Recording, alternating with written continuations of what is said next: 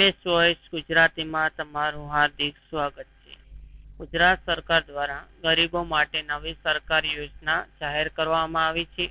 આ યોજના મારફતે જે લોકોને ઘઉં ચોખા મળતા નથી, તેમનું રેશન કાર્ડ APL અને BPL છે તો પણ તેમને રાશન કાર્ડ મારફતે ઘઉં ચોખા મળતા નથી તથા રેશન કાર્ડમાં દ્વારા જે સુવિધાઓ મળે છે તે સુવિધાઓ મળતી નથી, તો તમારે આ યોજના વિશે તથા રેશન કાર્ડ દ્વારા મળતા લાભો મળતા નથી તો તમને કેવી રીતે આ લાભો મળશે, તો તમારે આ વિડીયોને પૂરેપૂરો અંત સુધી જોવાનો છે અને ચેનલમાં નવા હો તો ચેનલને સબસ્ક્રાઇબ કરી લેજો. ગુજરાત સરકાર દ્વારા રેશન કાર્ડ ધારકો માટે મા અન્નપૂર્ણા યોજના ફરી વખત એકવાર ચાલુ કરવામાં આવી છે, જેમાં ફોર્મ ભરી તમે NFSA રેશન કાર્ડ બનાવી શકશો અને NFSA રેશન કાર્ડ દ્વારા મળતા દરેક લાભ તમને મળશે.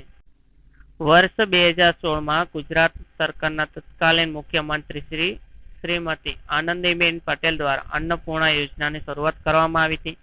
આ યોજના હેઠળ જરૂરિયાતમંદ લોકોને ₹2 કિલો ઘઉં તથા ₹3 કિલો ચોખા આપવામાં આવે છે તથા દરેક નાગરિકોને માસિક 10 કિલોગ્રામ અનાજ વિનામૂલ્યે આપવામાં આવે છે.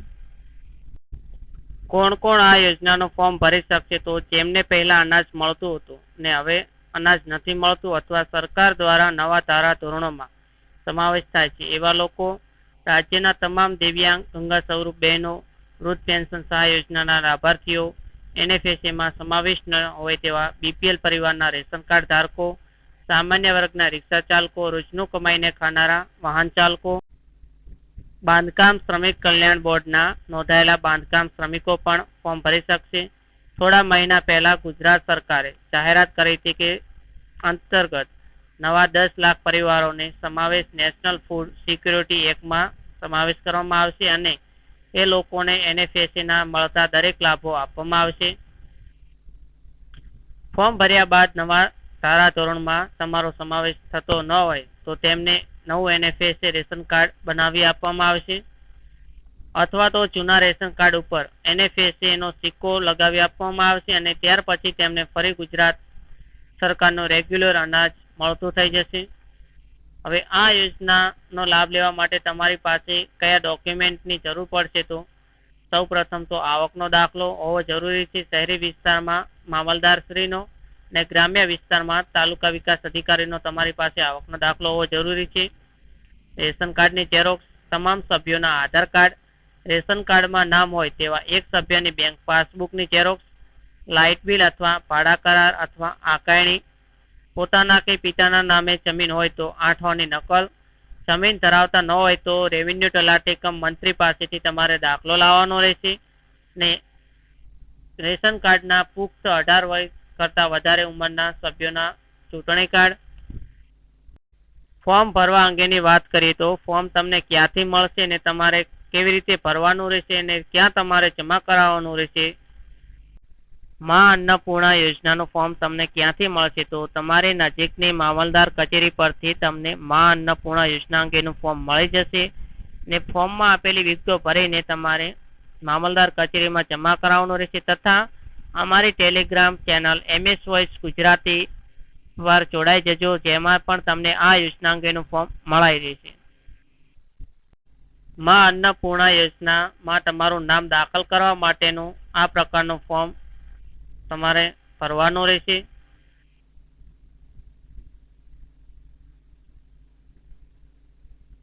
સૌપ્રથમ ફોર્મ ભરવા માટે તમારા રેશન કાર્ડમાં જે પ્રમાણે તમારું નામ છે તે અહીંયા લખવાનું રહેશે તમારે. પછી રેશન કાર્ડમાં જે પ્રમાણે તમારું સરનામું છે તે પ્રમાણે તમારે અહીંયા સરનામું લખવાનું છે. અહીંયા તમારા ગામનું નામ લખી દેવાનું છે, અહીંયા તમારો તાલુકો લખવાનો છે અને અહીંયા તમારો જિલ્લો લખી દેવાનો છે. અહીંયા તમારા રાશન કાર્ડનો નંબર લખી દેવાનો છે. પછી રાશન કાર્ડમાં કેટલા સભ્યોના નામ છે તેની ફક્ત તમારે સંખ્યા જ લખવાની છે. રાશન કાર્ડમાં મુખ્યમાં જેનું નામ છે તે કયો વ્યવસાય કરે છે તે અહીંયા લખવાનો છે ને રાશન કાર્ડમાં 18 વર્ષથી ઉપરના કેટલા સભ્યો છે તેની સંખ્યા દર્શાવવાની છે. જો રાશન કાર્ડમાં જેમના સભ્યોના નામ છે તેમાંથી કોઈ સરકારી કર્મચારી છે તો તેમની સંખ્યા લખવાની છે ને અહીંયા તમારે કુટુંબના તમામ સભ્યોની મળીને કુલ માસિક આવક કેટલી છે તે લખવાની રહેશે. માસિક આવક તાલુકા અધિકારીનો તમારે આવકનો દાખલો રજૂ કરવાનો રહેશે. કુટુંબનો કોઈ પણ સભ્યની માસિક આવક 10,000 કરતાં વધુ ધરાવે છે કે નહીં તે તમારે અહીંયા હા કે ના લખવાનું છે. કુટુંબનો કોઈ સભ્ય આવક વેરો ભરે છે કે નહીં તે પણ હા કે ના લખવાનું છે. અહીંયા કુટુંબનો કોઈ પણ સભ્ય વ્યવસાય વેરો ભરતો હોય તો તમારે અહીંયા હા ના લખવાનું છે. કુટુંબનો કોઈ સભ્ય ખેતીવાડી જમીન ધરાવતો હોય તો તમારે અહીંયા હા ના લખવાનું છે. જો હા હોય તો ખેતી જમીન ધરાવતા તમામ સભ્યોના 8 વારની નકલ તમારે જોડવાની રહેશે. જે જમીન ધરાવે છે તેમાં 2 થી વધુ સિઝનમાં 2 પાકવાળી ખેતી થાય છે કે આ કે ના તમારે લખવાનું છે. અહીંયા પછી પુખ્ત વયના તમામ સભ્યો માંથી કેટલા સભ્યો કમાવા માટે અશક્ત છે તેની સંખ્યા અહીંયા લખવાની છે. પછી કુટુંબના પુખ્ત વયના સભ્યોમાંથી 60 વર્ષથી વધુ ઉંમરના સભ્યો કેટલા છે અને તેમાંથી ગંભીર રીતે કેટલા બીમાર છે તેની સંખ્યા લખવાની છે. અહીંયા જો હોય તો જ તમારે સંખ્યા લખવાની છે અથવા ના કરી દેવાનું છે. પછી તમામ સભ્યો 60 વર્ષ ઉપરના છે આ ના લખવાના રહેશે, સંખ્યા લખવાની છે. પછી તમારી પાસે યાંત્રિક રીતે ચાલતું પૈડાવાળું સાધન છે કે નહીં તમારે આ ના લખવાનું છે. પછી અહીંયા એકરારમાં હું પછી તમારું નામ લખી દેવાનું છે. પછી મારા ધર્મના સોગંદ ઉપર પ્રતિજ્ઞાપૂર્વક એકરાર આપું છું કે ઉપર દર્શાવેલ વિગતો સાચી છે અને ખોટી હશે તો તમે સજાને પાત્ર થશો તેવું કહેવા માંગે છે. અહીંયા તમારે જે તારીખે ફોર્મ ભરી રહ્યા છો તે તારીખ લખવાની છે. પછી અહીંયા તમારા ગામનું નામ લખી દેવાનું છે. અહીંયા તમારે સહી કરી દેવાની છે. પછી અરજી સાથે તમારે તમામના આધાર કાર્ડ, રાશન કાર્ડની નકલ, બેંકની પાસબુકની નકલ, તાલુકા અધિકારીનો આવકનો દાખલો, જમીન હોય તો 8 ને જમીન ન હોય તો તમારા ગામના તલાટીશ્રીનો તમારે દાખલો જોડવાનો રહેશે. ને કુટુંબના તમામ સભ્યો પૈકી 65 વર્ષ ઉપરના હોય તેમના ઉંમરના આધાર પુરાવા તરીકે તમારે આધાર કાર્ડ જોડવાનું રહેશે. આટલી બધી માહિતી લખ્યા પછી તમારે આ માહિતી રેવન્યુ તલાટી પાસેથી ભરવામાં આવશે ને રેવન્યુ તલાટી તમારા આ યોજનાનો લાભ મળશે કે નહીં મળશે તેનો અભિપ્રાય આપશે. સૌપ્રથમ રેવન્યુ તલાટી અરજી કરનાર કુટુંબ પાસે 4 પૈડાવાળું સાધન છે કે નહીં તે ચેક કરશે. પછી કુટુંબનો કોઈ પણ સભ્ય કર્મચારી છે સરકારી તે પણ નોંધ લેશે. પછી કુટુંબના કોઈ પણ સભ્યની માસિક આવક 10,000 કરતાં વધુ ધરાવે છે કે નહીં તેની પણ ચકાસણી કરશે. કુટુંબમાં 5 એકરથી વધુ 2 કે તેથી વધુ સિઝન પાકોવાળી જમીન ધરાવે છે કે તેની પણ નોંધ લેશે. કુટુંબના પુખ્ત વયના તમામ કમાતા સભ્યોમાંથી કેટલા અશક્ત છે તેની પણ સંખ્યા લખશે. ગંભીર રીતે કેટલા બીમાર છે તેની નોંધ લેશે. 60 વર્ષ ઉપરના કેટલા છે.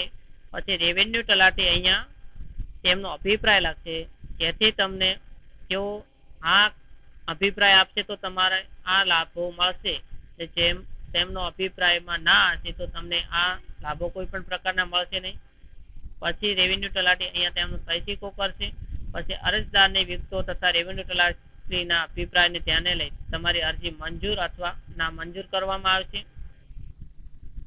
આ યોજનાનું ફોર્મ અમારી Telegram channel MS voice Gujarati પર તમને મળી શકશે. જો આપેલી માહિતી તમને ઉપયોગી થઈ હોય તો ચેનલને સબસ્ક્રાઇબ કરી લેજો. વિડીયોને લાઇક કરવાનો હોય તો લાઇક કરી દેજો અને તમારો અભિપ્રાય કોમેન્ટમાં જરૂર જણાવજો અને વિડીયોને વધુ શેર કરજો જેથી બીજા પણ જરૂરિયાતમંદ લોકોને આ યોજનાનો લાભ મળી શકે.